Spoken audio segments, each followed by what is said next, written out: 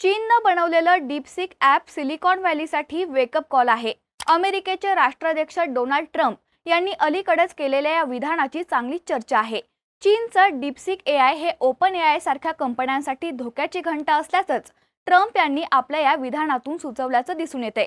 20 जानेवारीला DeepSeek lab या Chinese कंपनीनं डीपसीक R1 AI हे लेटेस्ट अपडेट लॉन्च केलं, ज्यानंतर अमेरिकन शेअर मार्केटला मोठा हादरा बसल्याचं पाहायला मिळालं. या डीपसीक एआय मुळे गुगल, मायक्रोसॉफ्ट, एनव्हिडिया सारख्या कंपन्यांचे शेअर्स चांगले सापडले. डीपसीक मुळे एआय टेक्नॉलॉजीवर काम करणाऱ्या एनव्हिडियाचे शेअर्स 13% घसरले, तर कंपनीची व्हॅल्यू सुमारे 465 अब्ज डॉलर्सनी घसरली आहे. डीपसीक मुळे ChatGPT या लोकप्रिय एआय टूलचं मार्केट देखील डाऊन झालंय. डीपसीक ॲपनं अमेरिकेत अवघ्या 7 दिवसात डाउनलोड्सचा नवा विक्रम केलाय. या ॲपनं ॲपल स्टोअरवर डाउनलोड्सच्या बाबतीत अमेरिका, UK, कॅनडा, चीन आणि सिंगापूर या देशांमध्ये ChatGPTला मागे टाकले. आता प्रश्न आहे की जगभरात धुमाकूळ घालत असलेलं हे डीपसीक ॲप खरंच ChatGPTपेक्षा चांगलं आहे का? डीपसीक आणि ChatGPT या दोन लोकप्रिय एआय ॲप्समध्ये नेमका काय फरक आहे? तुमच्यासाठी कोणतं ॲप वापरणं योग्य असेल, यात सगळ्या प्रश्नांची उत्तरं देणारा हा व्हिडिओ. नमस्कार, मी निकिता आणि तुम्ही पाहतायत बोलभिडू. सगळ्यात आधी डीपसीकचा विषय काय आहे हे थोडक्यात पाहूयात. डीपसीक लॅब ही एक चायनीज आर्टिफिशियल इंटेलिजन्स कंपनी आहे, जिची स्थापना चीनच्या हँगझाऊ शहरात झाली. ही कंपनी जुलै 2023 मध्ये लॉन्च करण्यात आली होती, परंतु तिचं एआय असिस्टंट ॲप 10 जानेवारीपर्यंत US मध्ये रिलीज झालं नव्हतं. जगभरात सध्या ChatGPT आणि गुगल जेमिनाय हे दोन सर्वाधिक वापरले जाणारे एआय टूल्स आहेत. मात्र चीनच्या या नव्या डीपसीक मॉडेलच्या एंट्रीमुळे ChatGPT versus Google Gemini versus DeepSeek असा सामना पाहायला मिळतोय. आता डीपसीक आणि ChatGPTची तुलना करायची तर डीपसीक एआय हे ॲडव्हान्स लार्ज लँग्वेजच्या मॉडेलवर तयार करण्यात आले, त्यामुळे ते परफॉर्मन्सच्या बाबतीत ChatGPTला मागे टाकत असल्याचं सांगितलं जातं. डीपसीक एआय अवघड प्रश्नांची उत्तरं अवघ्या काही सेकंदातच देतं. डीपसीक मॉडेलमध्ये मिक्सचर ऑफ एक्सपर्ट टेक्निकचा वापर करण्यात आलाय, त्यामुळे याला ChatGPTपेक्षा कमी कम्प्युटिंग रिसोर्सची गरज असते. या टेक्निकद्वारे कम्प्युटिंग पॉवरला कोणत्याही एका स्पेसिफिक टास्कसाठी वापरलं जातं. यामुळं काम सोपं होऊन कमीत कमी वेळेत आपल्याला उत्तम रिझल्ट मिळतो. दुसरीकडे ChatGPT हे मोनोलिथिक लार्ज लँग्वेज मॉडेलवर आधारित आहे, जे नेहमी पूर्ण कम्प्युटिंग पॉवरचा वापर करतं. यामुळे ChatGPTच्या रिझल्टसाठी लागणारा वेळ हा डीपसीकपेक्षा जास्त असल्याचं सांगितलं जातं. यानंतर डीपसीक आणि ChatGPTसाठी लागणाऱ्या खर्चाची तुलना केली तर डीपसीक ChatGPTपेक्षा स्वस्त असल्याचं पाहायला मिळतंय. ChatGPTत फार कमी फ्री सुविधा मिळतात, त्याचवेळी डीपसीकमध्ये अशा अनेक सुविधा फ्री मिळतात ज्यासाठी आपल्याला ChatGPTवर पैसे मोजावे लागतात. ChatGPTचे 3 प्लॅन आहेत. फ्री प्लॅनमध्ये ChatGPTच्या मिनी मॉडेलचा ॲक्सेस दिला जातो. या पुढच्या स्टँडर्ड प्लॅनमध्ये file upload, advance data analysis, web browsing आणि इमेज बनवण्यासाठी लिमिटेड ॲक्सेस मिळतो. याची किंमत $20 म्हणजेच सुमारे $1700 प्रति महिना आहे. ChatGPTच्या सर्वात महाग प्लॅनची किंमत $200 म्हणजे सुमारे $17,000 प्रति महिना एवढी आहे.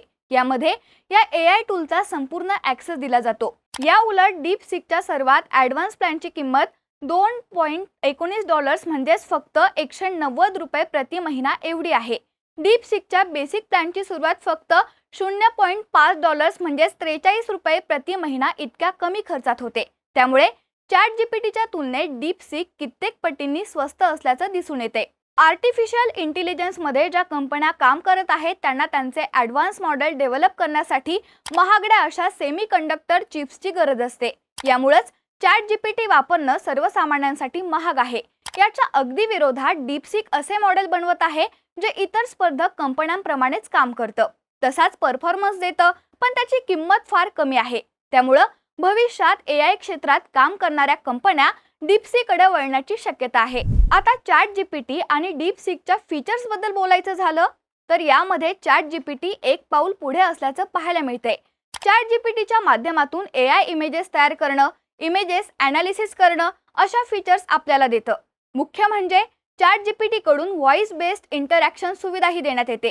पण डीपसीक या बाबतीत थोडंसं मागे असल्याचं पाहायला मिळतं, कारण डीपसीक कडून सध्या तरी युजर्सना फक्त टेक्स्ट बेस्ड इंटरॅक्शनची सुविधा देण्यात आली आहे.